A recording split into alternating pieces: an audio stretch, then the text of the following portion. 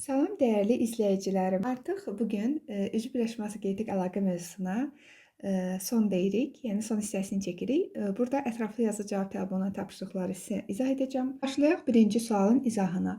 Burada bizə verilib propin. Propin maddəsini yazsaq, alkinimiz də bilirsiniz ki, bu şəkildə qeyd edək.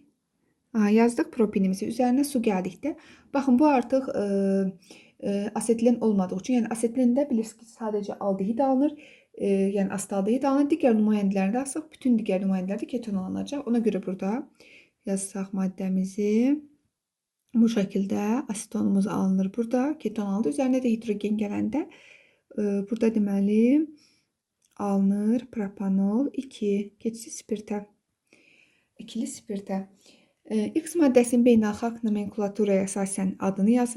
Maddəmizin adını beynəlxalq nomenklatura ilə yazsaq, propanon və burada soruşur Y maddəsinin nisbi molekul kütləsini hesablayın. Bunu da MR-ni hesablasaq, bir yerə yazıb daha rahat tapa bilər ki, MR C3 spirt olduğu üçün elə bil ki, alkanın yanına C3H8-in yanına bir dənə oksigen qoyursunuz. Belə fikirləşirsiniz bir atomlu spirtlər üçün. C3H8 o da nəyə bərabərdir? 3 vur 12, üstə gəl 8, üstə gəl 16. Bunu da hesablasaq, deməli edəcək 60.